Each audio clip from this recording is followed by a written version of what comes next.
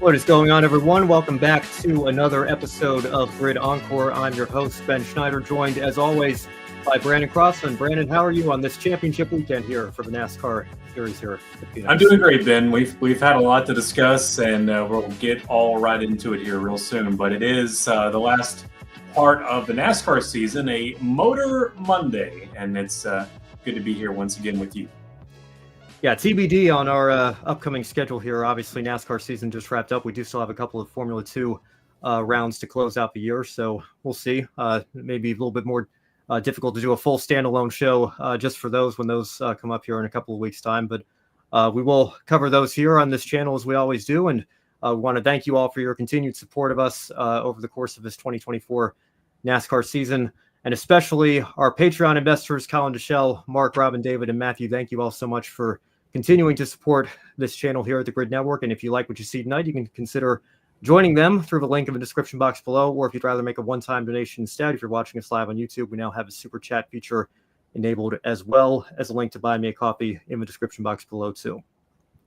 Now we're going to get into the championship weekend here for both the NASCAR Xfinity Series and the NASCAR Craftsman Truck Series with their championship four. But first, we did have a fourth series that was at Phoenix this weekend, wrapping up their season, the ARCA Menards Series West, and we have a special guest with us tonight as well, the 2024 Series Rookie of the Year, Eric Johnson Jr. out of the Center, Washington, just north of Portland International Raceway. Joe had an opportunity to chat with him during the pre-race and post-race activities when the West Series visited Portland this year, and he joins us now. Eric, thank you so much for joining us. First of all, congratulations on winning Rookie of the Year. And take us through your race weekend at Phoenix about a little more than 72 hours ago here. Yeah, no, I appreciate it. Obviously, pretty fresh off the airplane here as we just got back from Phoenix. And man, what an experience. I spent a lot of the weekend just playing fan. That's where the background I really came from. You know, just being the driver is pretty recently new to me. And it's been a fast learning curve. And you know, speaking of which, Phoenix is talk about a place to go out there and try to learn fast. You know, when we started the season out, I had no clue what to expect. And coming out here to Phoenix was probably the deepest end, if you want to talk about, you know, just going for it and jumping off in and trying to figure that out. But we had a blast in the spring. So I really looked forward to coming back and applying what we learned. And, you know, on Friday we unloaded. I don't think anybody was really happy with the balance that we had off the trailer. We were just trying a few new things. And unfortunately, we just kind of fought some issues all weekend long, but still made do with what we had and still had some great battles with, you know, good drivers like Trevor Huddleston. And, you know, brought the car home pretty clean and overall was pretty, you know, just excited to be down there and be at my first NASCAR championship weekend. Now, I wish I obviously could have been up there in the mix, and in the future, I think anything I learned this weekend could obviously help with that. But, you know, at the end of the day, got out of the car and just looking back on our year, like you said, it's been quite a dream come true to just be here and capture Rookie of the Year. That was definitely the number one priority on our list. So super, super happy that we could finally get that done and sealed for all of our partners. Eric, I want to thank you for coming on Encore with us today once again. You come from Washington, the Evergreen State. There's several NASCAR drivers in the past that have also come from that part of the country. The Biff, Greg Biffle, Casey Kane, Derek Cope, even Chad Little too. And you also bring a sponsor that came into the sport recently, Pacific Office Automation. And, you know, if you've seen the Xfinity race at Portland, you're no stranger to that company there. How big of a deal is it to you to have a sponsor based in the Pacific Northwest? And do you see yourself as someone who can potentially carry the torch of this region as we go into stock car racing? Yeah, you know, like you mentioned, there's been so many names out here that have been quite successful. Greg Biffle being the one most notably to me, just because my father raced at Portland Speedway where Greg kind of, you know, cut his teeth. And that was well before I was around, but spent a lot of my childhood watching VHS tapes of his old glory days. And it's really what ignited the spark for me to get into this to begin with. You know, so it's been really special, especially seeing guys like him even come back out and still put the spotlight back on the Northwest, coming out here and racing with us like at Tri-Cities like he did. And that was so fun to go over and have those conversations. A lot of people don't realize, but my car chief, Chuck Jones, was his crew chief back in the day, grew up with him and built a lot of his cars. So there was a cool connection there that we got to go over and kind of reignite. And that was really fun. But like you said, Pacific Office Automation, when they started sponsoring that Portland event, we didn't have many connections to them, but we reached out and asked if they were going to have a booth on display, and they said, yeah, we are, but it's just a small booth. And we said, well, you need a race car because that's what fans want to see. And ended up bringing out our late model at the time. That's all I raced, and put them on the hood, left them there, and built a kind of a connection just off that. And that's, one thing led to the next. Now here we are in the ARCA series, and they're on board. And like you mentioned, being here in the Northwest, it's key to us to be able to market ourselves not only to them but to their employees and bring them out and incorporate them into our events. That was something that was really fun this year, to go out and do some visits on their on-site locations, both in Tri-Cities and then here in the Portland, Beaverton area. That's where their main hub is out of, right? So they are very quite impressive company going there and getting a tour on site. They currently are partnered with 42 other professional sport teams, and trying to find a way for our kind of small avenue over here on the side with the racing and make that into a moneymaker for them has been a really fun challenge for us. But we've, obviously it's a partnership that just continues to grow and show that it's trending upwards. And I really think as long as we continue that partnership and take care of one another, there's no reason we couldn't go on and go up through the NASCAR ladder. And like you said, kind of carry that torch. Well, Eric, you've had a very solid year, all things considered. 6 top 10 finishes, and including a top 5 at Madera Speedway, your career best for the 4th place run. We know this was an ARCA season that was really dominated by just 2 teams, the 28 and the 18, Connor Zilic and William Sawalich, when they were with you guys in the West Series. And when they weren't, it was more Sean Hingorani and Tyler Reif who were dominating the headlines here. But we know Bill McAnally Racing has obviously got a lot of championship pedigree and history to their name as well. So how would you describe your rookie season in terms of meeting your personal preseason goals and then learning how to apply that for the future? Yeah, I came in just trying to be realistic. This is like I said, a major learning curve for me. I've only ran 9 late model races in my entire life, and before that was in a series called Baby Grands, which some people are familiar with, but it's basically just a scaled down late model. And so for me to go out there and expect to dominate, it'd almost be insulting to a lot of the talent that's out here, because there are really talented drivers, like you mentioned, with Sawalich, Zilic, Tyler Reif, Hingorani, and even my teammate Jack Wood, who's been in the truck series for some time and came back, and so using the resources I had, like you said, racing for Bill McAnally Racing was something I really wanted to key in on. Now, obviously they've had success on the truck series level now over the last couple of years, and it's been great to see. But I think obviously that's where the focus has shifted. And I think for us out here in the West, trying to maintain just doing what we can with the knowledge we have, it's a pretty tight knit group out here. And so trying to just build that chemistry that you can't replace. I think that's something that goes unsaid a lot, is the importance of the chemistry. So it's been really fun. When we came in, we set our goals to, obviously we wanted to get rookie of the year, which we were able to do, and come out just gradual. We wanted to finish the race at Phoenix and lead, on the lead lap. We wanted to come out to these road courses and establish ourselves as a respectful driver.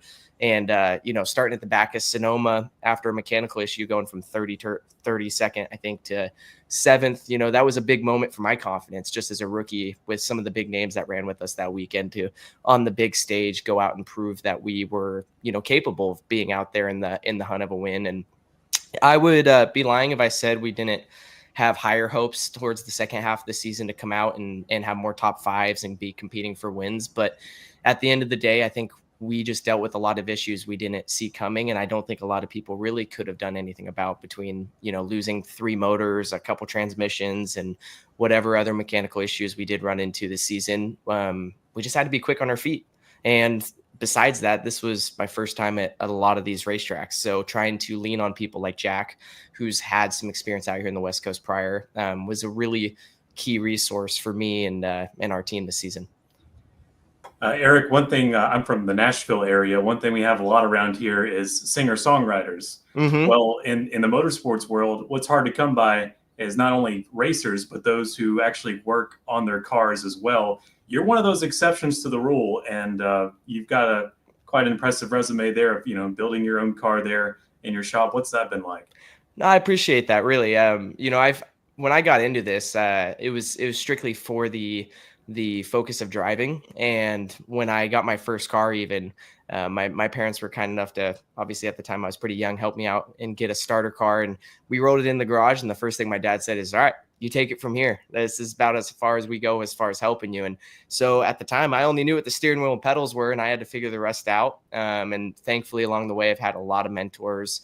Just the first ones that come to mind: Sean Jones up here at the South Sound Speedway area out of Rochester, Washington.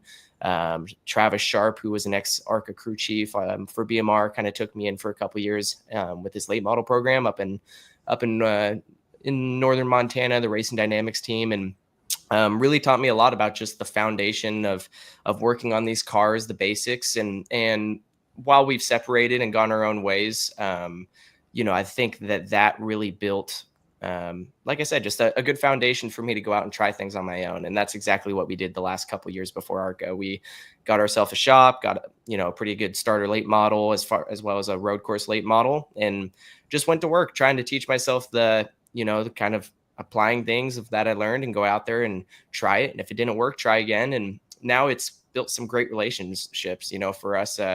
My car chief, Chuck Jones, like I said, his automotive shop's right next door, and he's got a car in there that we work together on. And my spotter, Logan Jewell, he's an ex super late model driver who we also maintain his cars and crew for him. So I think it's really important to educate yourself on that side now that I've gone through it. And I try to tell other drivers the same thing, whether you enjoy it or not. It's important to put yourself through that. And when we came to racing with BMR, the first thing that came to mind, about racing for that team, it felt like home because I was a crew member there for so long, and working with those crew guys, that was what made it not scary as a rookie, was going in with a group that I already knew everyone. I already knew Bill. They had already seen the work ethic that I wanted to put in under the hood. So as soon as I got into the car, I don't think anybody doubted that I was there to be serious and learn. Well, one more follow-up question, just with your rookie season down. Do you believe the ARCA platform is doing an adequate job providing drivers like yourself the resources that you need to move up the NASCAR ladder system? Yeah, I think you've seen a lot more focus on it over the last couple of years. It was really down in car count for a couple of years, and Chris Wright, one of the ARCA directors out here, I guess the director of ARCA, he's done a fantastic job growing this series and trying to make it as fair and really wallet friendly as he could.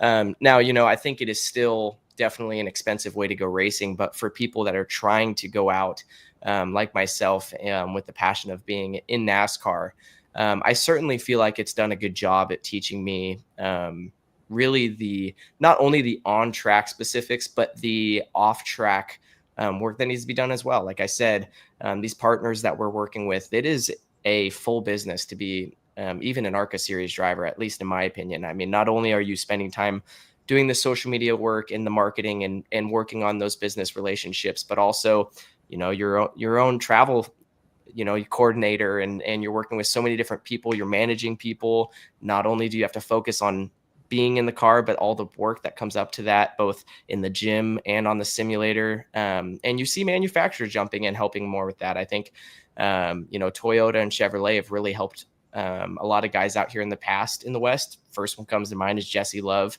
who came through the BMR ranks, now has gone through the Toyota program, jumped ship, and is in the Chevrolet program. It shows you what this series can do. And I think you continue to see that success from people like Swalich, like Zilich. I mean, this platform is what gave those guys their name. Ty Gibbs came through even, and dominated for so long.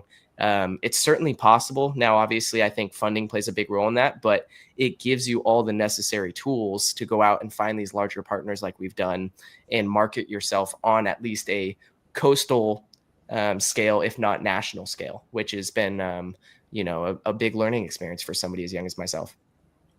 Yeah, when again, you mentioned Swalich and Zilich as well. They'll be moving up to the Xfinity Series full time. So I think those are two perfect examples, and we'll be anxious to see what they can do in that series next year. Of course, you ran the number 19 car for BMR in the West Series this year, like you mentioned. The number 19 truck, on the other hand, for McAnally Hilgeman Racing, MHR. Of course, they had a historically good season with Christian Eckes. They came up just short of the championship, of course, with this playoff format. But I've always been curious, what is the relationship between MHR and BMR? Does Hilgeman have any say in what goes on with the West Series program. And then his Bill's Truck Series team has really emerged the last couple of seasons very strongly with Eckes. Is that kind of a distraction for you guys on the West side, or is it more the opposite? Does it provide you with even more resources for your West Series program? I think it can go either way. As Bill, he's a businessman, and obviously his passion is to, provide his drivers with the best platforms he can to go out and find success. And he's done that out here and proven in the West Series. He could do it for a long time. But now with the jump to trucks, I think his focus has to be there because it is such a big jump. I think it's underestimated how big that leap can be. And he's done a fantastic job with his partners. Obviously you've seen Napa really pull through on that end. And with the team out there, that's the biggest issue, I think, is the distance, them being based in North Carolina and us out here in the West, out of Sacramento. Your personnel is and the manpower is the biggest difference out here. Just a few guys working in the shop versus back there. It's a much larger scale and you have much more manufacturing support, but at the same time, they're a phone call away. So there's definitely things that have been translated over. And I think as these ARCA cars continue to develop following the pathway of these old Cup cars with new bodies and new suspension being allowed, I think the technology has to follow, obviously. And that is something we've worked hard on is developing new baselines, and even Jack's crew chief coming from the truck side has been a big role in that, helping us out. So, I think it can go both ways as a distraction and a resource, but really at the end of the day, I'm just happy to see Bill and his team expanding and finding success. It's something I'm proud to say I was a part of. All right. It looks like we may have lost Brandon here temporarily, so I'll take the next question then. Of course, we're still waiting for the full release of the 2025 ARCA West schedule. We know a couple of dates. Phoenix will, of course, host a combination race with the main ARCA Menards series again, and then Portland's date shifts around a little bit. We move to the end of August there for the Xfinity Series. We're assuming ARCA West will be there once again. So what are some of your early goals for 2025, and do you have anything set in stone yet for next season that you're ready to announce?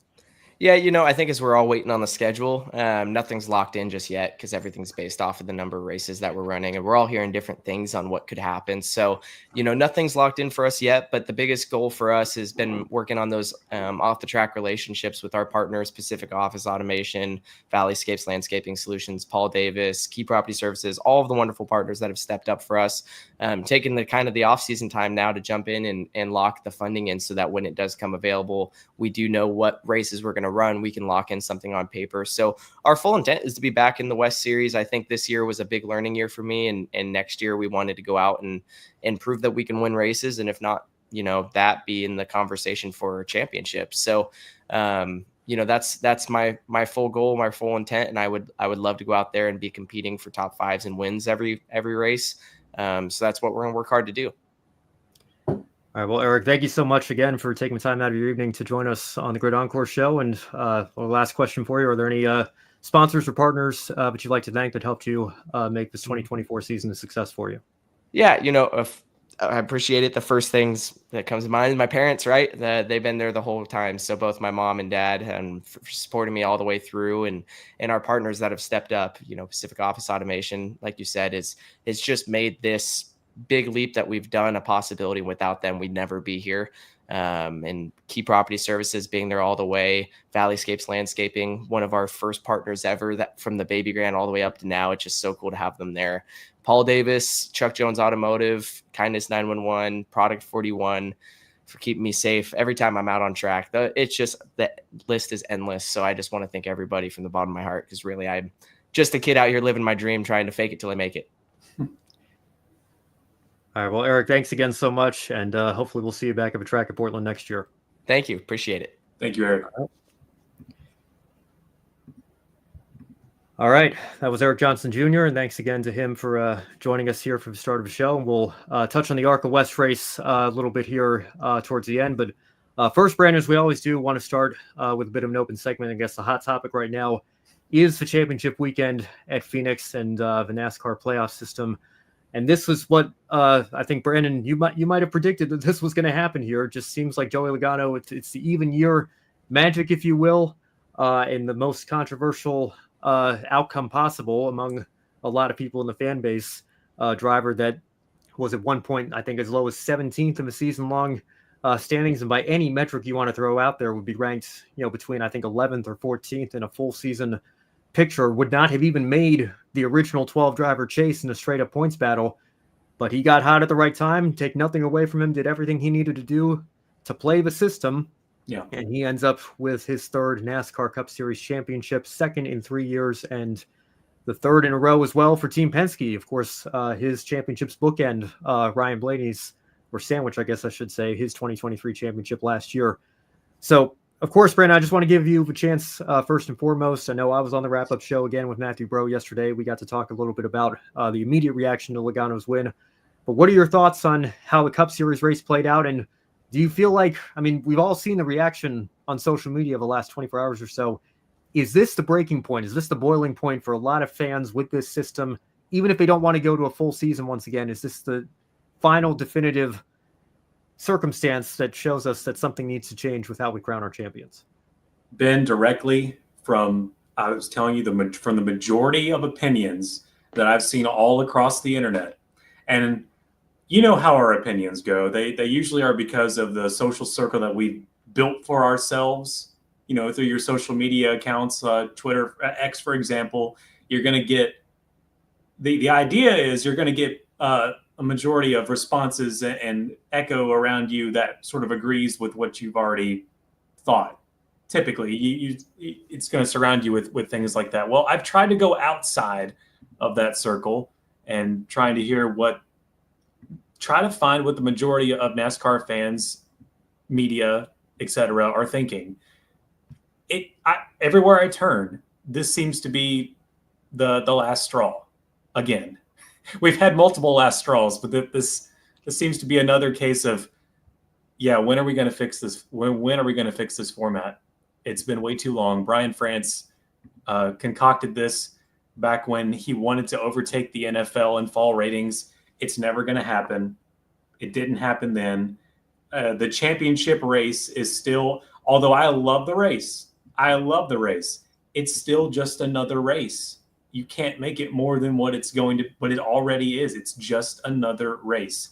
You have 4 people that are competing for a championship when you get down to it, but the way they got there was a little questionable, but they all did what they had to do inside these parameters to get there, and that they're all well deserving to get there. And the champion happy-go-lucky his way all the way to the end.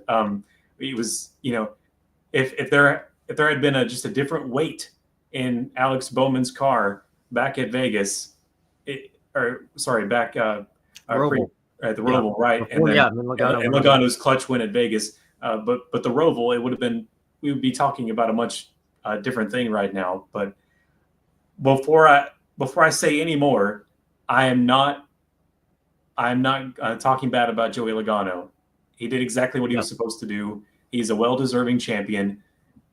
Now, it just feels off when we put his name next to Darrell Waltrip and Cale Yarborough and et cetera of guys that have won 3 championships. It just feels off.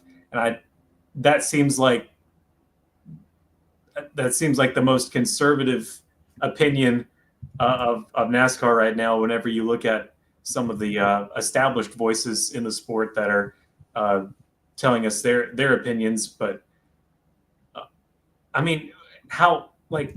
we're all looking at the same race. We're all looking at the same year-long championship. That just doesn't make much sense. Yeah, well, and again, let's be completely fair here. It's not Joey's fault. And Denny Hamlin said it on Action Sacramento. It's not their fault that they are elite at figuring out how to maximize this system to their advantage. They went out, they did what they needed to do in the regular season. They won a race, and that gets 16 drivers in, or most of the 16 driver field. There's usually room for a couple to point their way in. Logano wins that race, probably wouldn't have even, in fact, not even probably, I don't think he would have made it in without that win. Under any sort of postseason format that we've had here since 2004.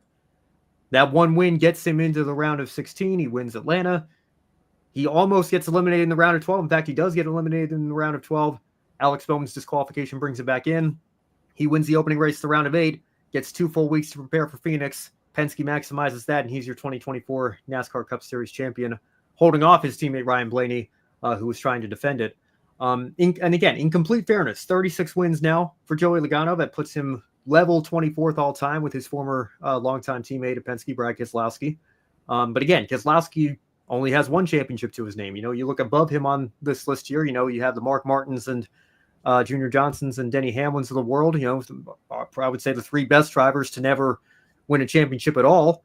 But other 3-time champions just that stand out to me here. Lee Petty had 54 wins. Of course, Brandon, you mentioned Cale Yarborough, who won 3 straight. And again, we're still looking for some. I mean, Jimmy Johnson's streak was remarkable. I know we'll never see that again. I don't know if we'll ever see 3 in a row again with what Cale Yarborough did with how much parity we have in this elimination era. Ryan Blaney came up just short going back-to-back again. But Yarborough is a 3-time champion. Of course, we all know how legendary he is with his 83 wins. Darrell Waltrip likewise with 84. And I'm with you. I was asked yesterday on wrap-up, is Penske the new dynasty? And I said, I'd never thought about it that way. But I guess when you look at it on paper, if you have 3 consecutive championships to your name as a team, I can't think of any. That's the beginnings of it anyway, if you're going to become a dynasty. At least of the Gen 7 era. Yeah, they are still the only team in the Gen 7 next gen era that's won a Cup Series championship. So I guess by definition, like I said, you win 3 in a row in any sport, I think you have a claim to a dynasty. That's fair. Or even if you're in contention, like, the Golden State Warriors, I think were considered a dynasty, right? They never three-peated, but they went to 5 straight NBA finals.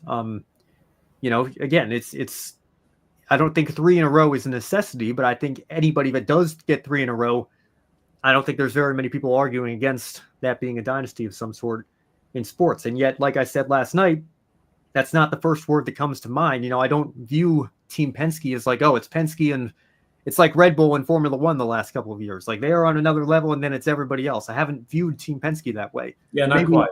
Yeah, you would view them that way in terms of this system that we have now and how they're able to maximize it to their advantage in this next gen era. I will certainly grant them that. More power to them for what they've done. And by the way, and this is no hate against Matt Weaver ever. I think it was a very fair question. I appreciate Matt getting Joey's response on the record, but Joey Logano saying, it of course are the championships. I like this format. I like what it forces us as drivers to do to perform. I don't want to see somebody wrap up a championship early. I mean, the man's won 3 titles under this format.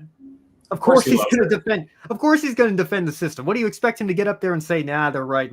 It doesn't feel right. My championships are illegit. Like, if you want to hear the unbiased opinion about it, you're asking the actual worst person in the paddock. Yeah, other than Joey Logano. That's why they didn't want him to be reinstated back into the playoffs, because they know how great they are at performing under pressure and just having just the outright fortune that you need in those Game 7 moments when it's Game 4 and Game 5.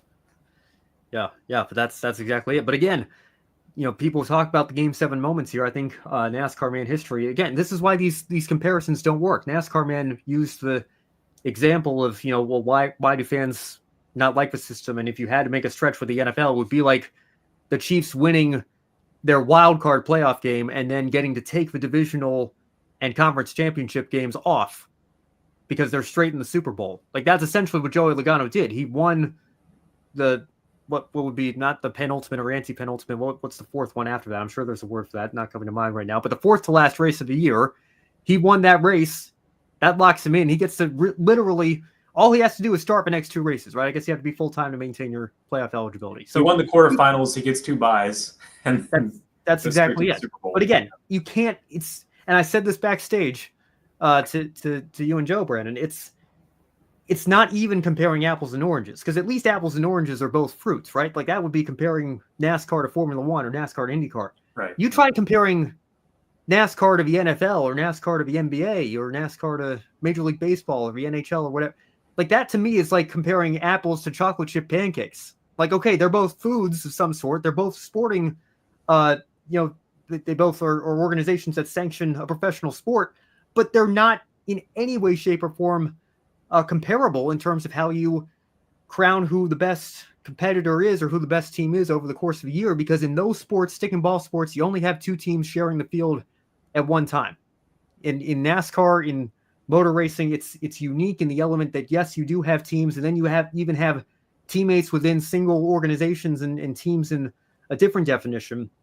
But the drivers as individuals and the cars as individuals are out there racing each other for a scale of points that are awarded based on how they finish. You don't need a system like this. I understand why people want a system like this, why it provides some entertainment, but it is not a necessity. It is objectively not a necessity to crown your champion in this sport. And again, I think when you look at the fan reaction here, the poll from Jeff Gluck, Jeff always has his was it a good race poll. And I'm actually a little surprised here. I didn't think by Phoenix standards it was that bad of a race, but it's still, as of right now, 25,000 plus votes in, 58.5% say it was not a good race. Only 41.5% say it was.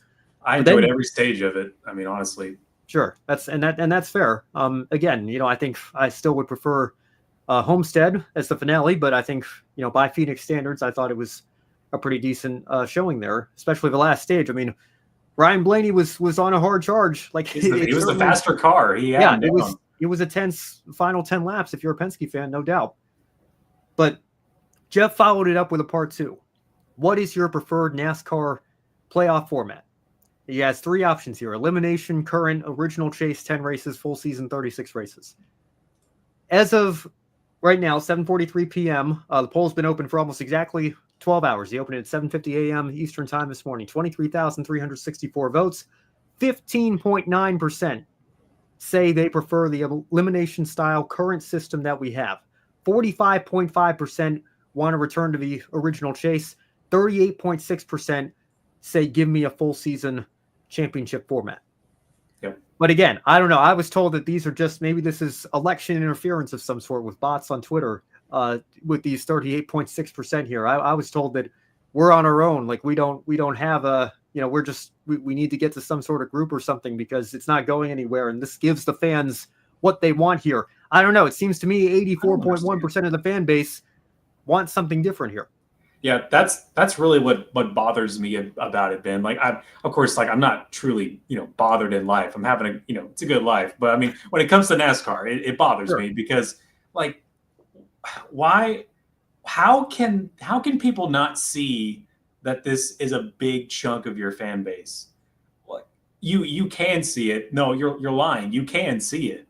You're choosing not to react to it. There's dollars and cents behind your opinions. That's what's going on here. I mean, your preferred NASCAR playoff format, that is up to almost 24,000 votes on that at the moment. Almost 26,000 on was Phoenix a good race. So a little bit more on, it's a little bit easier to answer whether you think that was a good race or not. But when you get the 3-parter of your preferred chase format, and also, bless him, David Land's already got me on the not wanting to call it playoffs because I've been accepting that, and then once I start thinking about it again, I lose a few brain cells and why are we calling it playoffs? You don't play racing, you race racing. It's an apple to a steak dinner. You don't compare them. Yeah, and you don't name them after each other. Yeah, and it's interesting. Yeah, what are we doing? That's a good question here. And again, it's interesting having this split 3 ways here because, quite frankly, I'm willing to negotiate at this point. I will take, like I always say, if I could choose, if I were, as Ricky Craven said last week, king for a day, of course I would. I think the Ladford system, is actually great because there's 5 points per position up at the front, and then it goes down to 4, and then it scales to 3. I think it's a brilliant system. That we didn't need to move away from. And again, people bring up stage points and everything. I fundamentally believe that the race winner should be the one who scores the most points, takes the most points out of the weekend. But again, that's getting into completely different discussion here. Strictly on the championship format. Of course, if I could snap my fingers, I'd go back to a full season. But I can respect what Tony Stewart did in 2011, going on that run when he barely got in to the chase in that epic battle with Carl Edwards. At least that's a 10 race sample size. And you can say, well, okay, these are the 12 best drivers over the first 26 races. And these are the 12 that we're going to have sprint to the finish here, fight for a championship. But it's still going to be 10 whole races worth of a sample size here to crown our champion. And again, I don't love that. Call me a Winston Cup purist in that regard, but I will take that in a heartbeat over the current elimination style bracket that we have now. Because I think this sport is simply too chaotic and unpredictable for a one race winner take all championship format, regardless of how you get there. And again, it's nothing against Joey Logano. He did everything he needed to do and had every opportunity that everybody else in the field had as well. But again, what is it? I think it's a 17.1 average finish. And by the way, that was brought up on the morning drive this morning too, right? People saying, average finish doesn't matter. Why is that all of a sudden the stat that everybody comes back to? I don't know. I feel like average finish is the best stat to indicate what kind of season. With all due respect, that is such a blind response. I truly don't get it. I really don't. Typically average finish and wins and top fives and top tens, when you put all that together, that's typically in the history of the sport what we've looked at. When we see our champion, you go in their stat sheet and go, yeah, it adds up. Typically when you go back through the record books, you see champions and you can see through the numbers why they were the champion. I mean, even through some of the chase format, it ended up working in the right way until you got to 2014, that is, and it got a little squirrely at times, a little questionable. But the reason why it's rearing its ugly head right now is because this is the most obvious since then that it really is. It's presenting itself like, here I am. Here's your 16th seed that made it to the champion, that is now your champion. Like one of these is not like the other, and finally it happened. And some of us were like almost wanting this to happen at some point, so we could go, aha, see, look, there it is. And we're still in the same spot. I hope they do something about it. This would be the year to do it. Do something about it. Perfect time with the new media partners coming. I guess they're doing something's probably going to be the in-season tournament. I don't know if they. Which I'm excited for too. I am. Yeah, and again, I know Matthew Owens and I had that debate earlier this year, but I'm just kind of like, I don't think that's the straw. That doesn't seem to me like the straw that's going to break the camel's back, right? Like if you've put up with all of this other stuff, I'm just, at least for me, I have the mentality that I'm like, okay, have your goofy little $1 million in-season tournament for whatever. Have your Emirates Cup. I mean, in-season tournament. Yeah, that's gonna be what it'll be, and we'll crown a $1 million winner from that. And then $1 million doesn't go nearly as far as it used to either. But that gets you two tires. Yeah, deflated. Yeah. You have to inflate them. Yeah, honestly though, I mean, I remember when Clint Boyer was on that episode of Duck Dynasty, and Willie was asking Clint, like, how much does it take to sponsor a Cup car, and he said $500,000, and he was like, what is that, like for a year or for like how many? And he said per race. And that was over 10 years ago. So I'm sure it's only continued to skyrocket from there. Yeah, for sure. People always bring up, I'm just looking up 2003 here, because Brandon, I know you brought up wins as well. And again, to answer the question, why does average finish matter here? Just looking at the 2003 standings, Jeff Burton finished 12th in points that year with an average finish of 17.2. So again, not much unlike where Joey's average finish was this year. And again, I know Joey even said it to his credit in the post-race press conference, and we'll reference these hypotheticals later on here on the show when we get into Truck Series especially. But, there is some truth to it. They go out and they race according to the system that we have, right? Like you don't get the Hail Melon Ross Chastain move or what we saw the shenanigans in Martinsville last week. You don't get that in a full season points deal, right? So I heard someone call Doug Rice this afternoon and call it a half melon. Yeah, something like that. That was genius. Yeah.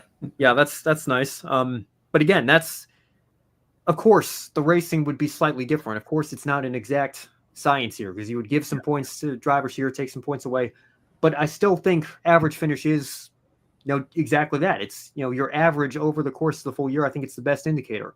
And I think Jeff Burton's 2003 season proves that, yeah, that's a 17th place average finish. That's probably going to place you, and honestly, anywhere between 10th and 17th or 18th in the standings, depending on, the strength of your opposition or whatever. But bringing up wins, people maybe say, Ryan Newman won 8 races in 2003. How is he not the champion after a season like that when Matt Kenseth only wins 1? But you know what the difference is? You know what Ryan Newman's average finish in 2003 was? 13.9. Matt Kenseth's was 10.3. It also happened to be the best in the series that year. And that is why Matt Kenseth won the championship in 2003 over Ryan Newman. So again, you saying average finish doesn't matter, doesn't mean anything. I think when you look at the season as a whole, which is what over a third of NASCAR fans are saying they want to be the indicator for how we crown our champions, that is the best statistics to throw out there in terms of who had the best overall season. And if you want someone to blame for all of this mess, look no further than Matthew Roy Kenseth. We'll just point our fingers at him. Yeah, it's that they call it the Matt Kenseth rule, right? Yeah. But again, that was the end of an era with Winston, no longer being the entitlement sponsor and Nextel coming in, and again, I'll take that in a heartbeat over the insanity that we have now. I think we drifted too far in one direction. I can compromise and say, okay, you don't want a full season. That's fine. But I don't know, man. I mean, I think you're even seeing, I mentioned Seth Eves last week, friend of the show. You are even seeing the playoff loyalists start to say, okay, what happened in Martinsville is not a good look. A guy with 17th place average finish, being the champion of the full season, in the record books, maybe we need to look at some tweaks at the very least to try to, find a better, again, indicator or representation of what a champion of the sport should be. And again, that's not to say it's Joey Logano's fault, but it's a reality when you look at his full season performance. Oh, we can't have the majority of the season be an exhibition event, and then we can't keep deciding our champion with one race. That's some of the, to me, that's some of the non-negotiables in this sort of compromise. As long as we can get some of those out of the way somehow. I don't care how you do it. I don't care if you keep stage racing in, but you've got to change some of these settings so you don't get, I hate to say it, crappy champions like this. He's not a crappy champion. Don't get me wrong. He deserves this. He figured out how to do it, and he's a future Hall of Famer. He's a deserving 3-time champion, but it's a crappy way to decide your champion, and everyone around the world knows it because they don't do things like that. No one else but you does it like that. And the argument is, oh well, it's making its way over to V8 supercars. It's the virus is spreading. It's making its way to other forms of motorsport. Is that really for the better? Are we really gonna just? It's spreading, so it must be good. Yeah, I don't know. I think again, you only need to take a look at, and I know I get it. Social media, Twitter especially, is not real life. I understand that. Definitely understand that. But there is a large enough sample size of real people who are not bots. Hello, I'm right here. Real person. There's a large enough sample size of those people to let you know, at the very least, there's a faction of fans out there that are very vocal about this and very passionate about it. And like I said, I don't want to walk away from this sport because that's the other argument, right? If you don't like it, don't watch it. Go watch something else. Like, yeah, I'm not walking away. Yeah, I'm not walking away. And I know what I said last week, and I think there is some truth to it. I'm going to try to look at these, try to enjoy the races on an individual level. It gets very hard this time of year when the cut line is constantly on the NBC pylon, and you're constantly hearing about that. I mean, it gets almost impossible this time of year, of course, but early in the season, the first 2/3 of the season at least, try to look at these races as individual races. And I think Mark Urban, the photographer, good follow on social media as well, I think he was even saying, I'm going to look at it in a vacuum and just kind of forget that they crown a champion here because I'm fed up with this. And again, I don't think that comes from a place of hatred for the sport or wanting to see the sport fail. We all want to see the sport succeed. We just disagree on how to get there and the best way to draw new fans in, as well as keeping the legacy fans engaged, not pushing them away. And again, I don't think it's any coincidence that the boom period for this sport really started to have the first hints of a decline right as this new system was introduced, right as, and then it was, kind of escalated with the new elimination format in the turn of the mid 2010s. Just again, I think you can take a poll of current NASCAR fans, but I think a lot of former NASCAR fans aren't answering the Jeff Gluck poll because they don't stay up to date with the sport anymore, probably for similar reasons. They've already walked away. I'm not going to be one of those fans that walks away. As frustrated as I get sometimes, as much as I feel like maybe this is the straw that breaks the camel's back, I still love racing at its core. I don't want to completely give up on it. I want what's best for the sport. Yeah. But I think at some point, just a minute, Brent, just at some point, the leadership and the executives, and dare I say some of the media members, particularly over at SiriusXM, you have to, at the very least, acknowledge that there is a large percentage, very vocal percentage of this fan base that feels differently, that I think has a voice that deserves to be heard. And if they're not feeling heard right now, that's a problem. Yeah, that's true. And I mean, I think one of the voices at SiriusXM said, "Fine." So at least we're tolerated. So that's the most we've been acknowledged of our existence. So it's always that's fine, but right? Like that's always how it. And again, and I want to make this clear too. Pete Pistone in particular, he's been at SiriusXM for a while, been in the sport for much longer than I have been, and he's accomplished a lot more than I could ever hope to or dream to even accomplish, right? Got plenty of respect for him, but I had somebody message me this morning. Matthew Owens he listens to the morning drive regularly. I didn't this morning, but he sent me a few sound bites, and he said, honestly, Ben, why don't you call in? At some point, sometimes they view Twitter or X as just this echo chamber of social media. If you want to actually have a conversation and call in. And I was just very honest, and I said, and I said it, when I made that response video last year, when my side is being told it's a non-starter for having a conversation in modern day NASCAR, get to a group, you're on your own, which clearly I think this poll shows that that's not true, right? But when that's what I'm being told, what good does it do for me to call in to SiriusXM to try to have that conversation? Why should I expect anything different in terms of a response from the people I'm calling into? I feel like if I tried to call in, then I would it would be probably a tense, angry back and forth, and everybody would leave the conversation not happy. And I know I'm not going to change Pete Pistone's mind, and I think Pete Pistone would know he's not going to change my mind.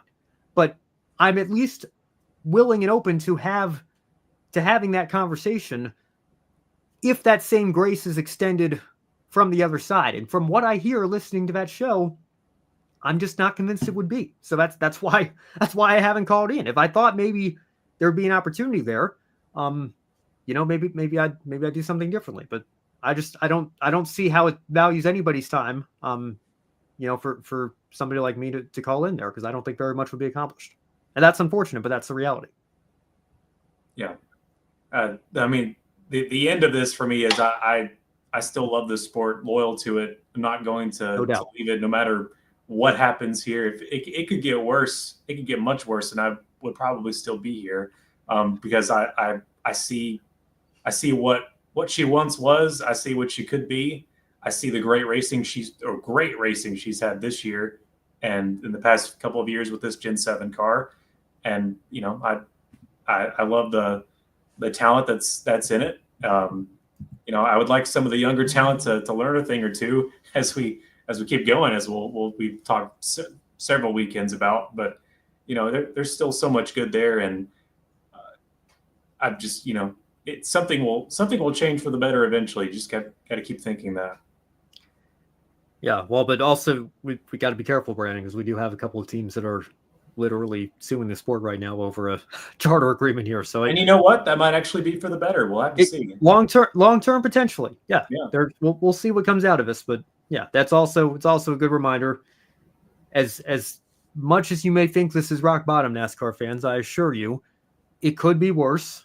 Maybe it's going to get worse, but I hope that we come out of the other side, at least for the better. And at least there will still be great racing. We might draw our champion out of a hat, but at least there was good racing.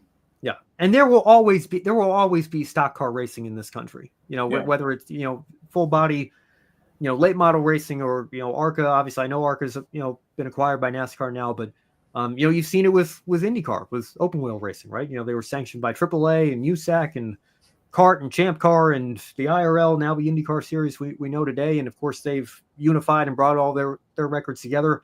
But they're not like NASCAR. They haven't always been under one sanctioning body throughout all of their history. Maybe there's a future where there's some sort of split down the road, or owners try to organize or boycott or whatever. We've seen that happen a couple times in our sports history. It hasn't gotten very far, but there will always be racing for us to enjoy in this country. That I have no doubt. And again, I hope that the path towards this sport's future is not as bumpy as it may seem like it is right now. But again, that's not my concern. I have plenty of concerns about NASCAR. What stock car racing completely going away in this country is not one of them. I think there's always going to be something for race fans to enjoy. All right.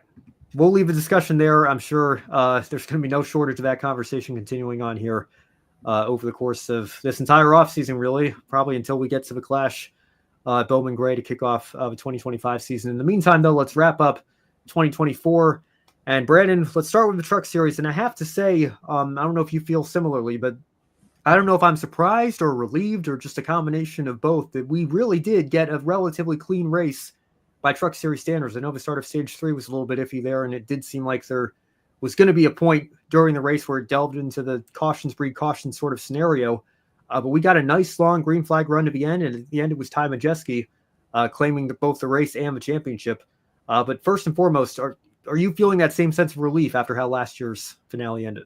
Yes, and I'll go ahead and eat my crow now, as it were, because I did say I do remember last Monday I did say we were going to exceed the 4 overtimes that we got last year.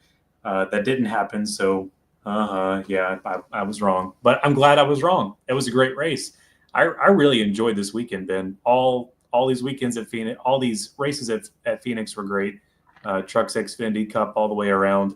No matter what we think of the championship results, they still stand. Ty Majeski is the Truck Series champion, and boy, has he come a long way to get to this point, starting all the way back with, had that flicker with Roush and Xfinity, and it seemed like that 60 car was always the one that was spinning, and I hated it for him because I was pulling for that 60 team not too long ago, and then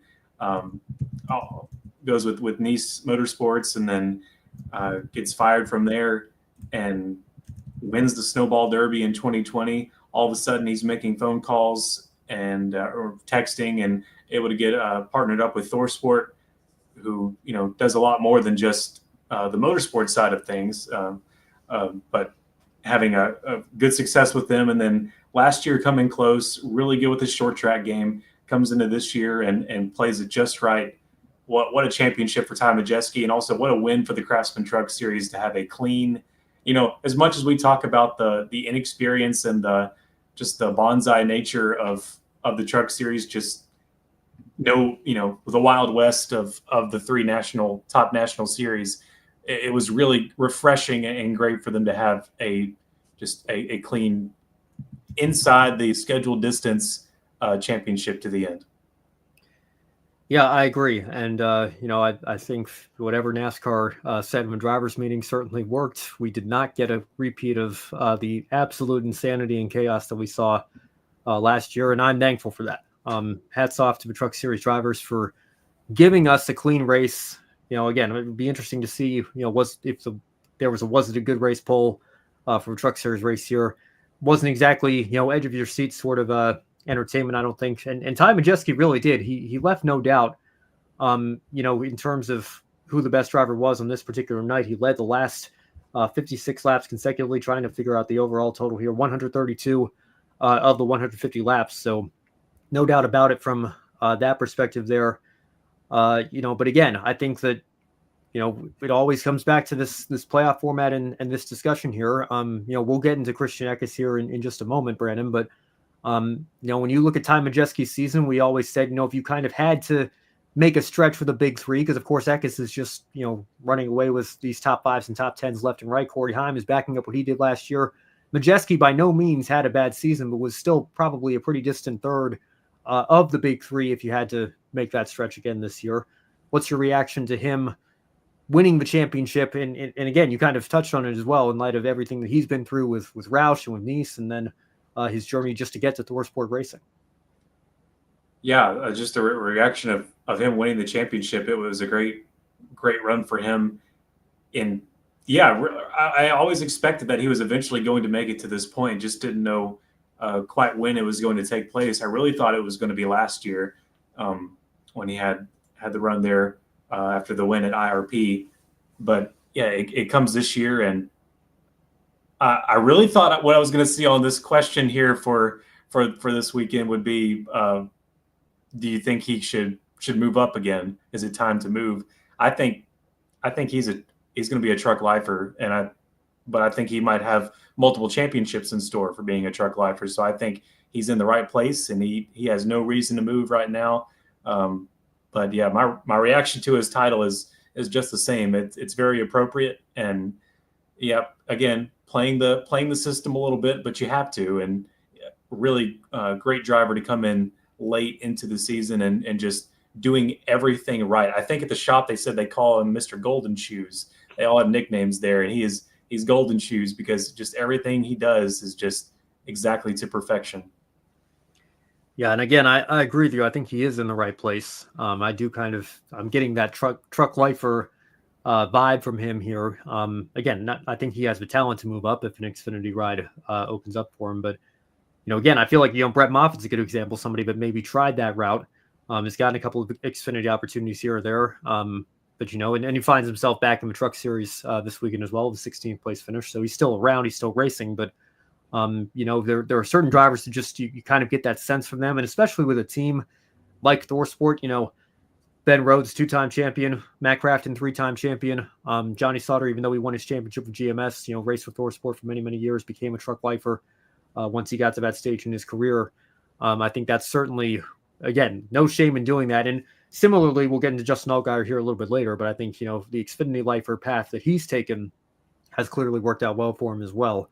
So again, it's not, I don't think it's always the case that the best talent in the sport is racing on Sunday. I think there's a lot of drivers that you would put in that echelon, in that group, that are racing on Saturdays and even Fridays here as well. But at the same time, we do have to talk about Christian Eckes, and I've got to make a confession here. This is on me. I feel like I should have been giving this a little bit more attention than I was here throughout this season, because I don't think I recognized just how historic Christian Eckes' pace was here in 2024. 15 top fives in 23 races. That's a 65.2% rate there.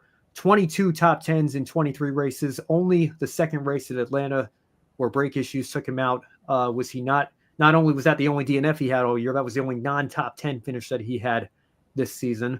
And an average finish, this is staggering, Brandon, 5.4 for Christian Eckes in the 2024 Truck Series season. It sounds like a champion to me.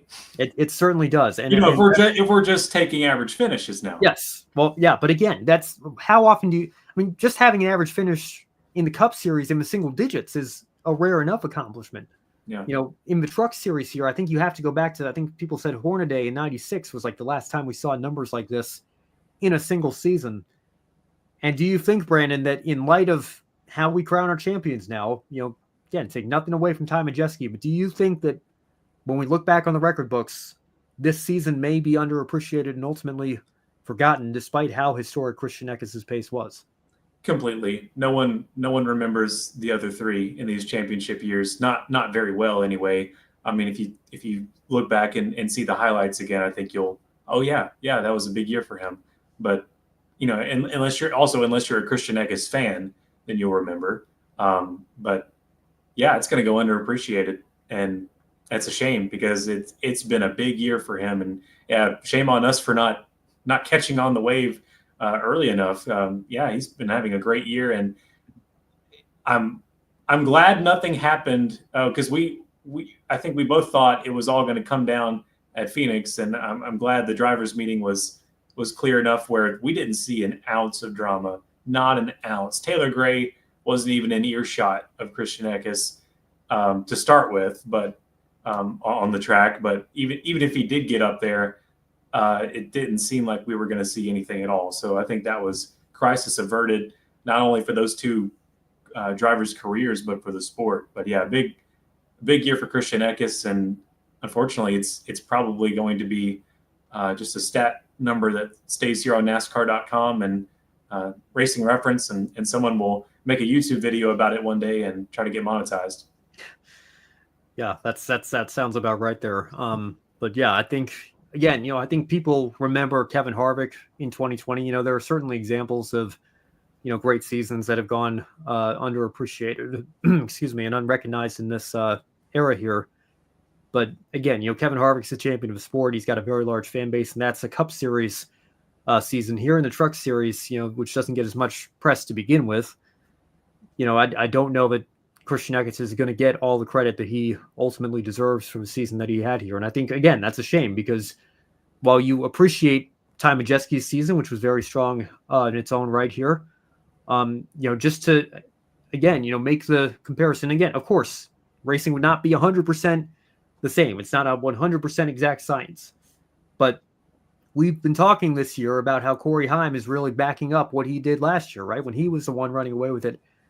Corey Heim still finished, if you tally up non-playoff standings, this is per Racing Reference.info, he finishes with 958 points to Christian Eckes' 1,058. He's 100 points back. That is, even when you factor in stages, that's more than 1.5 races worth of maximum points, if you even sweep the stages, that Corey Heim would have to make up over Christian Eckes here. And if you want to go all the way back to Ty Majeski, again, credit where it's due, he's in third, but he's almost another further 100 points back. He's 194 behind Eckes there. So again, I'm not using it to say Christian Eckes is the rightful champion and nothing you say will change my mind, because there are fans out there that go that far. I'm not one of them. Yeah, I'm not keeping Winston points. I don't subscribe to that. Yeah, but you do have to look at Eckes' season as a whole, I think. And again, and Matt Weaver, I think, even said it as well on Twitter Saturday morning or Friday night. And again, Matt, I think, is relatively pro playoff. I think he would probably make a couple of tweaks if he had the power to do so. But he likes the drama, he likes the entertainment, and again, that's fine. But he makes good writing too. Yeah, so I think that's a big perk of it, and a fantastic writer at that. But even he was basically saying, this is as close to the doomsday win 35 races and then lose the 36 and lose the championship. This is as close as you're really going to get to that. The season that he had, and then to come up just short, finishing third in the final race. That the final race is, again, so important in this format and in this era.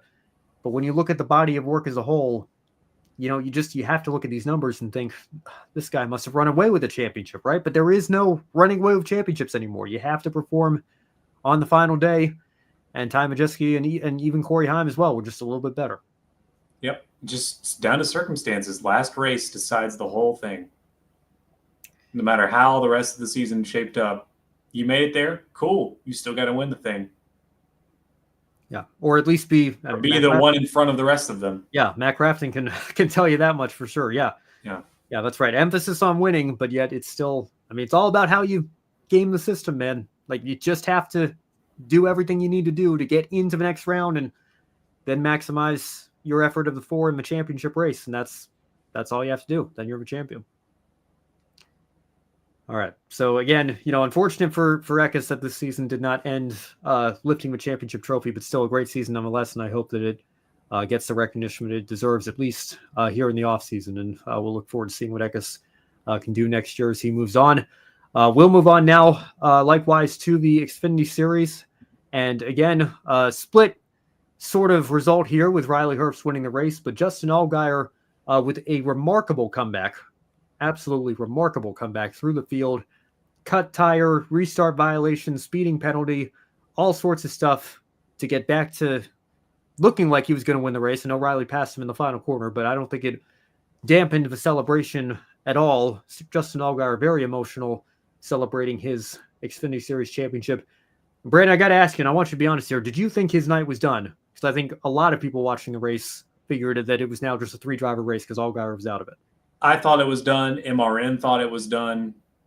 The CW thought it was done. Everyone calling it thought it was done. And I mean, rightfully so. That's usually what happens. You know, if someone goes a lap down at Phoenix in the championship race, you don't even have a hope and a prayer left. You're done. Man, I hate the bias. Okay, the Cup race was great. Joey Logano won the championship. That doesn't change how I feel about that being a good race. Man, this was the best race of the weekend. Justin Allgaier winning the championship. Oh my goodness, are you kidding me? And I like Ty Majeski winning the championship. Are you kidding me? Justin Allgaier, the grandfather of the Xfinity Series, who is 2 daughters coming out at the end. You finally did it, Dad. I mean, good grief. Dale Jr. coming out there, enjoying, just finally seeing his long stable driver getting it done. Kelly Miller also getting to celebrate. You can't script these things. And yes, they played the playoffs right. I don't care about that. And I hate the bias because I know I have it and I hate it. But, man, that was the best weekend. I mean, I keep saying weekend. That was the best night of the 3. Yeah, I absolutely thought his night was done. And, yeah, just compounding issue after issue. You know, you get the violation, have to come down pit road. You're nervous about that. You speed on pit road. Like, you thought it was over after the restart violation. No, just you wait. You know, also speeding on pit road, man. It just really thought it was over. But that was just incredible.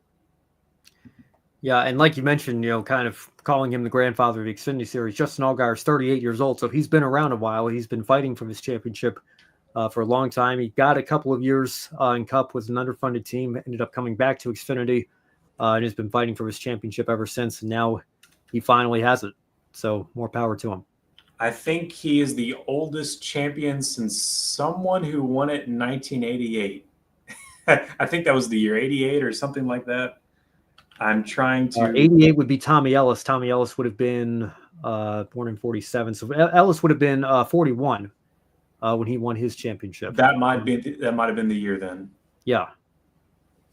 Yeah, I would not doubt that. Jeff Green was born in 1962. He won it in 2000. So he also would have been 38. I don't know how the I think Allgaier, and actually there you go. Jeff Green's born in September. Justin Allgaier is born in June. So Allgaier has him on a couple of months there. So yeah, that may very well be the case there. So it's been a long time. And again, you also had AJ Allmendinger's in his early 40s. He was up there in the mix as well. Again, we'll get into that here a little bit later. It feels like Phoenix still Kaulig Racing's Achilles heel when it comes to trying to compete for these championships. But again, let's just keep giving Justin Allgaier's flowers here, because goodness knows he deserves it. You know, we've talked multiple times on this show about him kind of being the Denny Hamlin of the Xfinity Series, a guy who wins multiple races, or is in contention at least to win multiple races every year, always has a shot. You're always asking, is this his year? But he's never broken through until right here, right now. So, Brandon, when you look at all the wins that he's earned, the championship now that he's earned, where do you rank Justin Allgaier among some of the all-time greats from the Xfinity Series? Well, Dale Earnhardt Jr., his boss, or one of his bosses, is up there in the greats category with the historic Butch Series, Xfinity Series as a grand total as we look at it now. But I think we talked about it before. I think this is what he needed that was going to separate him from just another great driver who won a lot, to being on the all-time wins list, to being, okay, now he's a Hall of Fame contender. He needed this championship to be, to be legitimate for that sort of consideration. But, he's done it now. He is up there with the greats, in my opinion. Not up there with not the top, maybe not the top. I don't see the list in my head, but maybe not the top 5, but he might be there in your top 15 of greatest to ever be in the secondary tier of NASCAR. Yeah, well, and again, I'll just say this, and you bring up the Hall of Fame as well, Brandon. We've had that discussion on this show before. Jack Ingram, kind of, I guess you could say, one of the patriarchs of the Xfinity Series in its modern day current form. The 82 and 85 champion, 31 wins. So 31 wins and 2 championships, and I don't think very many people were complaining when Jack Ingram went into the Hall of Fame. So just do the simple math there. If Justin Allgaier has, he could have one more season, go out and win 6 races next year and go back to back as champion. If that's all he does, you can look at the couple of seasons that he had in Cup as well. But I think that's enough for a Hall of Fame resume. When you look at the numbers, he is right up there.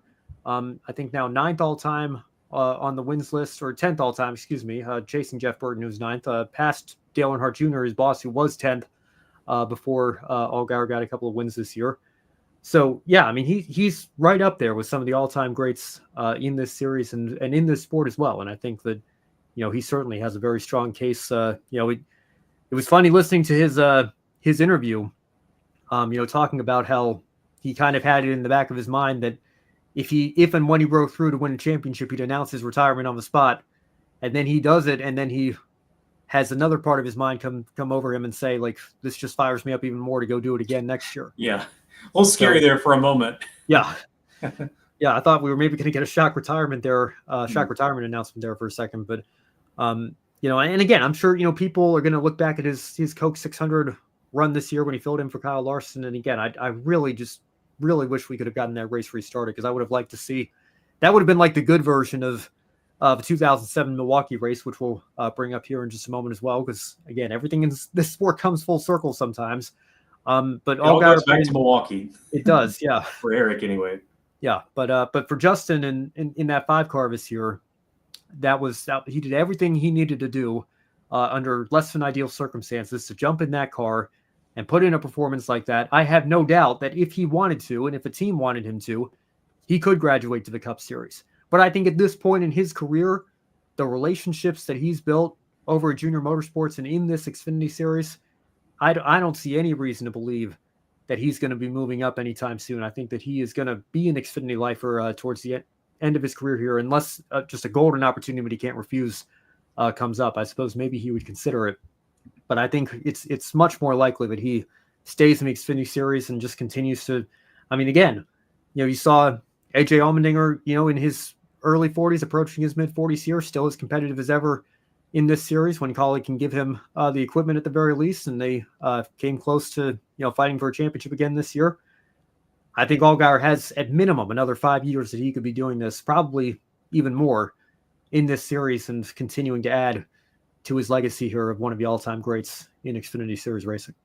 Not to mention the popular vote. I mean, he's won most popular driver 4 times, and I dare say he'll get his 5th here for 2024. Yeah, I would say he's probably a safe bet to go. What would this be? 5 of the last 6. I think Gregson got it in 2022.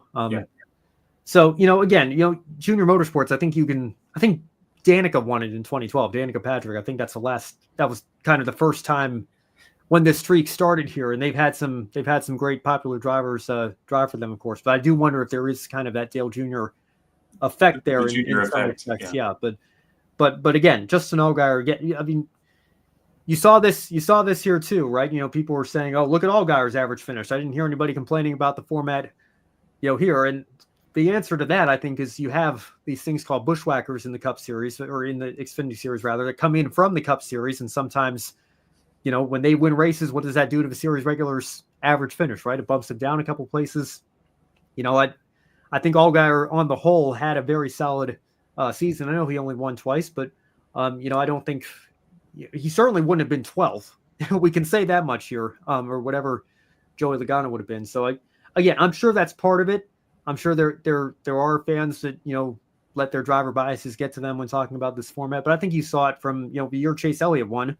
Kevin Harvick fans certainly weren't happy. And I think there were some people upset about the format that year as well. But again, regardless of the format here, a great season for Justin Allgaier nonetheless, and a great comeback.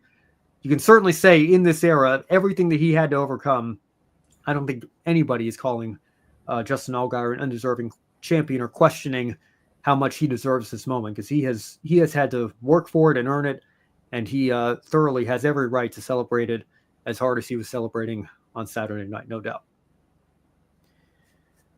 All right, so let's move on now. Go one position further down the leaderboard here. And Brandon, again, another story that I don't know, but it got as much attention, certainly got some attention, and got some attention in the closing laps here. Jeff Burton was certainly keen to point it out, and he has some experience fighting for an owner's championship in this series as well here.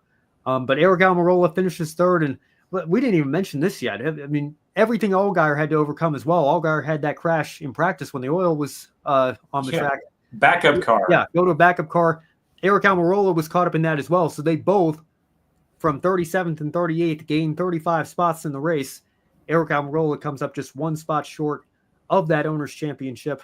And Brandon, again, I know we've been following this story for the last several weeks as well, but how great is it to see Eric Almirola still as competitive as he is at this point in his career, racing part-time in Xfinity? Kind of like you with AJ Allmendinger, as a former Eric Almirola supporter, as a more of a fan. It's satisfying, I guess, to see that. Yeah, it's rewarding, I guess, to see. Yeah, it's justified. His talent is justified. He had that talent then. He still has it now. He's still able to get it done.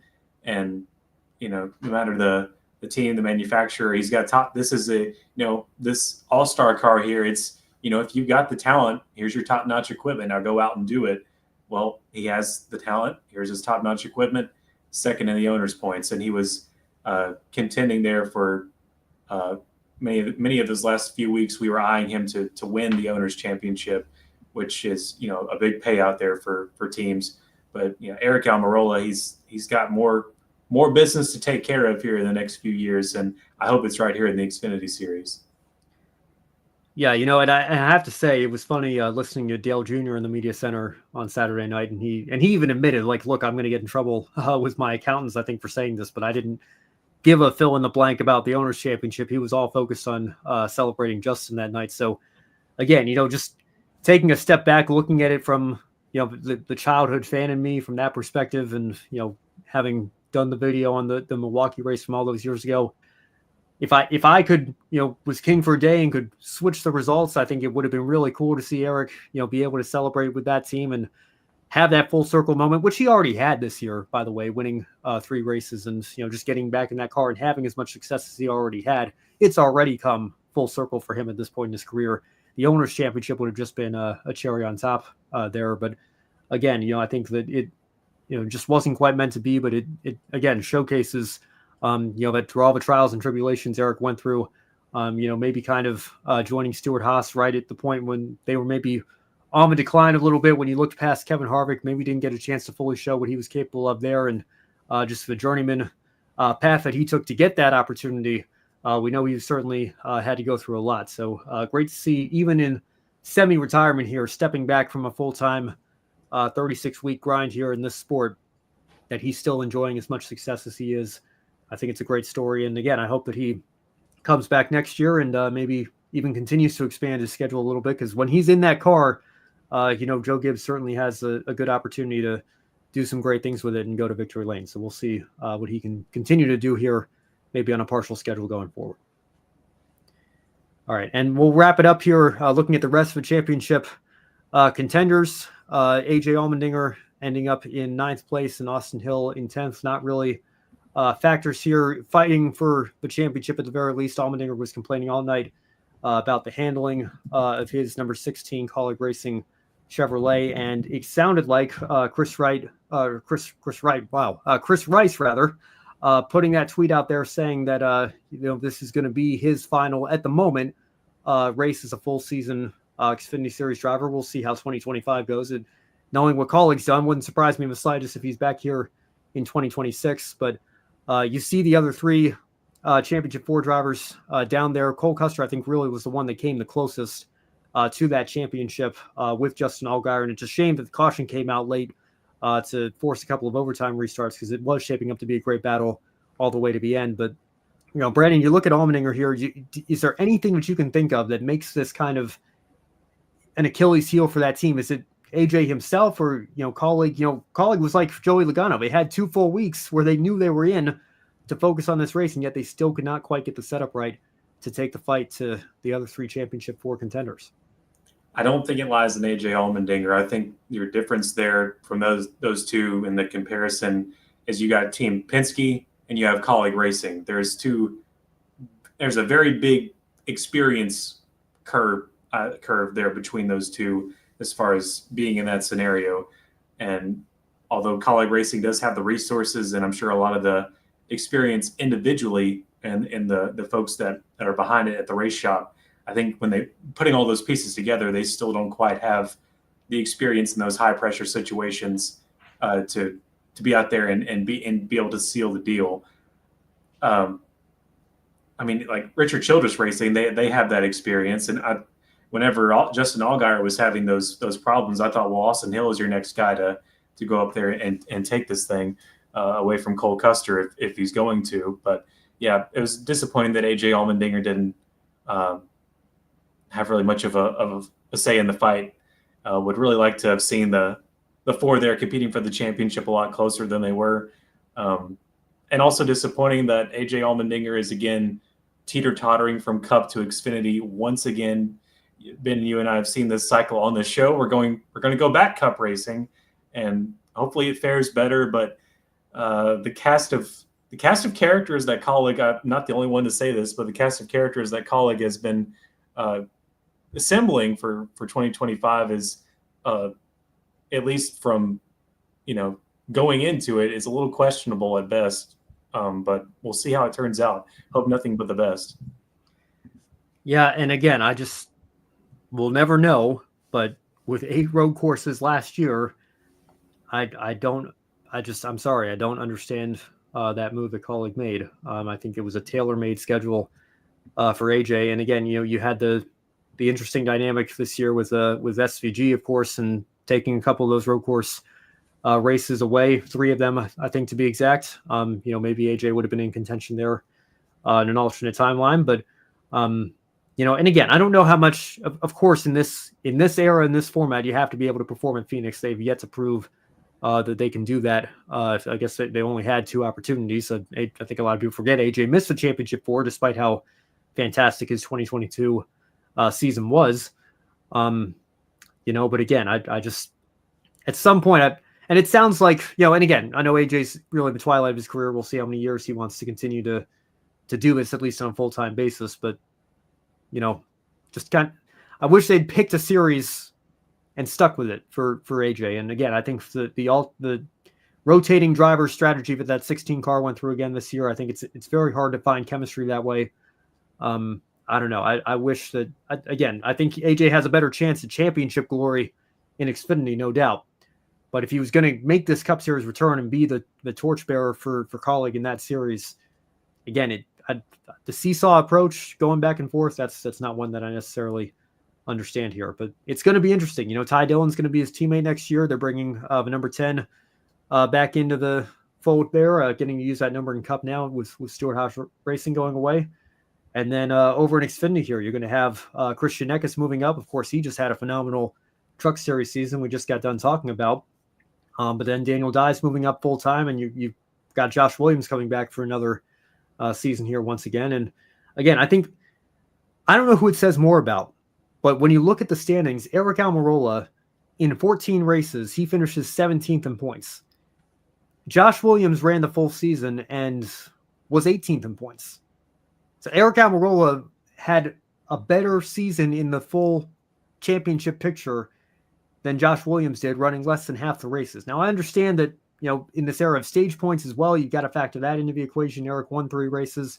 But, Josh Williams, I don't think he's a bad driver by any means, but I think Kaulig has a lot to do to get back to that level that they were at 2, 3, or 4 years ago when they were really on their meteoric rise, to continue to get back there and be race-winning contenders and trophy-hunting contenders, as their motto is, on a slightly more regular basis next year. So again, not really having that veteran leadership. I say that. I know Josh Williams and even Christian Eckes to an extent as well has been around for several years in the sport now, but not compared to the experience that AJ brings. He's going to have that on the Cup Series side, as well as Ty Dillon now, who's got over a decade's worth of experience himself. But I think the results next year for Kaulig are going to be very interesting here. I would not be surprised if it's kind of another year in the rebuilding process, having 2 of your 3 Xfinity cars being driven by rookies there. So we'll see. All right, lots to look forward to for next season. So thank you all so much again for sticking with us through this season here and through the championship weekend here at Phoenix. Congratulations again to Ty Majeski and to Justin Allgaier in their championships. finally tonight, we'll bring it back full circle with how we started this evening. Thanks again to Eric Johnson Jr.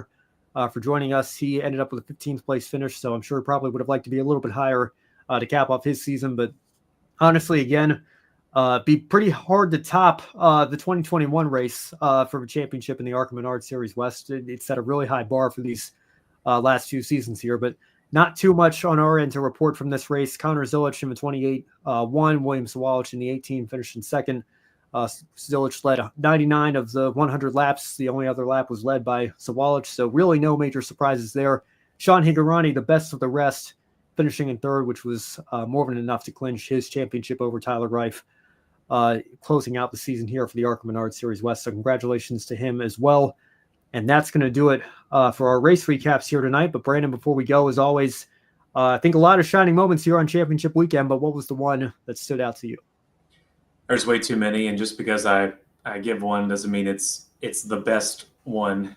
There was so much to appreciate this weekend, and I don't want to take yours, which is probably Justin Allgaier. Is it Justin Allgaier?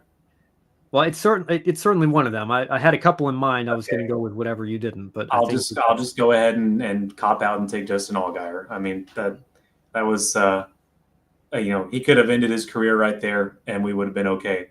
I mean, that was perfect, and he played everything just right, and it came back from, typically irrevocable odds. You don't come back from that, and somehow he did. So that's a one shining moment. Enjoy your championship, all the Allgaier family and Junior Motorsports. That was very incredible. Yeah, you know what? I don't know if the data exists out there. I'm sure somebody has some sort of format that they could, show us. But you look at like win probability as a game goes on, and there's a football or basketball or baseball team. It has like an incredible late comeback, and that win probability shoots from like 0.01% all the way up to 50%, and then it goes into overtime, and then it goes up to 100%. Like, we've got to see what the win probability was like for Justin Allgaier after the speeding violation, after the restart violation, when he was serving that penalty. Like, I've got to imagine it was, again, as close to zero as you could get. Captain, we have a 4% success rate. Yeah. And then Justin goes, I like those odds. Yeah. It tells me to punch it. And he was a good sport about it too. He joked that we just wanted to put on a great show for the fans here. But I'm sure, again, if he could have drafted it up, would have liked it to be a little bit less stressful and more straightforward than it was. But again, I think that just only further illustrates how much he earned it and how hard he had to work for it. So certainly a shining moment nonetheless. I will stick in the Xfinity Series. Again, there are multiple ones to choose from here, but really just the entire top five. I'll give a call to Riley Herbst, who I think has noticeably improved as a driver over the last couple of years. And I guess Stewart-Haas Racing, they couldn't go out as champions in their current era here as SHR, but they went out as race winners with Riley Herbst. Of course, Cole Custer coming up short of defending his championship. But well done to him. Well done to Eric Almirola again. Like we mentioned as well, great to see him still having so much success here with where he is in his career. Connor Zilic, an incredible talent, I think. He's got a very bright future. Really anxious to see what he can do next season. And then, again, I hope it's not the end for Chandler Smith. We'll see, if he has anything come together here this offseason. But, proving once again with another top five, I think he's got plenty of talent to continue to stay in this sport and in this series in particular. Hopefully he can have something materialize here, selfishly speaking, so we can continue to watch him display his talent here on the track, because he certainly has a lot of that. So the entire top five, that's going to be a shining moment for me here. So I guess I'm taking yours in 20% increments there, Brandon, with Justin Allgaier there. But really the entire top five there, I think you can look at and say that's a shining moment for all of them in all different aspects here. So be a little bit generous here with our one shining moments as we wrap up the season. And that's going to wrap up our show here tonight. Thank you all for sticking with us here through this last hour and a half. Thank you again to Eric Johnson Jr. For joining us here at the start. If you missed that, you can catch a stream replay, or I'm sure I'll clip it and post it as a standalone video as well. But thank you to him once again. And thank you to our Patreon investors, Colin Deschelle, Mark, Robin, David, and Matthew. You are the ones that have done the most to help us continue to grow this motorsports media outlet this year in particular. another great year for us. And it's not over yet. We still have more racing to recap as we close out the season, but this is it for NASCAR. And if you liked what you saw tonight, you can take a few minutes after the show, consider joining Colin, Deshelle, Mark, Robin, David, and Matthew in helping keep us on the air well into 2025 and beyond. You can also become a member of the Grid Network YouTube channel, or if you're watching us live on YouTube, you'd rather make a one-time contribution instead, you can use the YouTube Super Chat feature like Amber did last week. Again, Amber, if you're watching, thank you so much for that. And if you want to just support us through regular means here, you can follow us on all of our social media platforms, X/Twitter, Threads, Blue Sky. I'll get into that here in my final thoughts as well. We're now on Blue Sky as well. Facebook, Instagram, TikTok, Twitch, LinkedIn, but most importantly, subscribe right here on YouTube. It really helps us when you do that.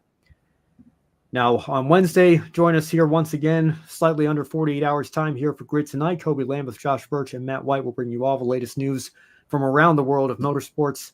Women in Motorsports will be back in a couple of weeks' time as well. We still have a couple of F1 Academy race weekends to wrap up on that side of things as well, so stay tuned for that. And then, of course, more Grid Live coverage upcoming this weekend and throughout the rest of the season. We still have a few Formula One races. They're wrapping up their season as well. So by no means is this the end for us here in 2024. Maybe the end of the weekly Encore show. Again, we'll see what happens with Formula 2 here. If it's not too much to recap, we may just kind of absorb that into the weekly wrap-up show as well. But we'll keep you all updated on that here. Brandon, any final thoughts as we wrap up the 2024 NASCAR season on tonight's show here?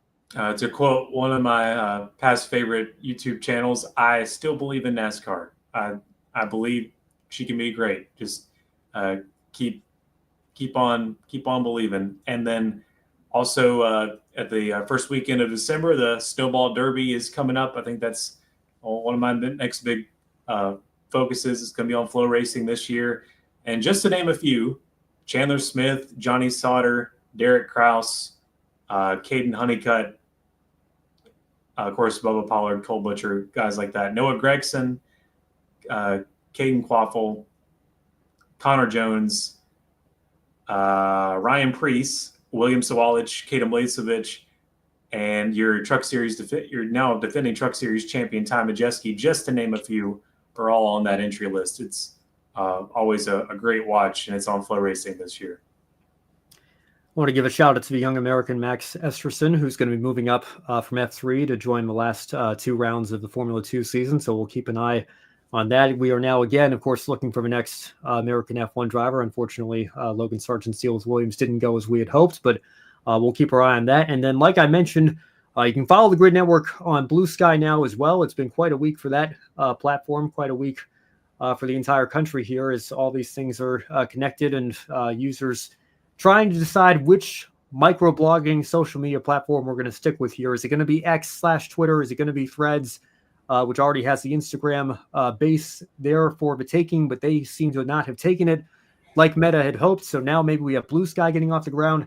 And I don't really care what it is. I just think we need to pick one here. I'm going to try to test the waters of all three here in the offseason. I'm going to try to spend less time on social media, generally speaking, in the offseason. I think that's good for all of us here. But going into 2025, I would like to be able to know which one we're going to use. So that's the homework that I'm assigning the audience here for the offseason. Can we please just, whatever it's going to be, find something that benefits all of us, that works for all of us? Because I think having the audience potentially fragmented in three different places is just going to be more of a hassle and not great, not beneficial to anybody here. But if you are looking for a Twitter alternative, you want to keep up with the Grid Network, we are now on Blue Sky, and we are still on Threads. We've been on Threads since the beginning there as well. We're on Instagram, the parent group of that platform, I guess you could say, as well.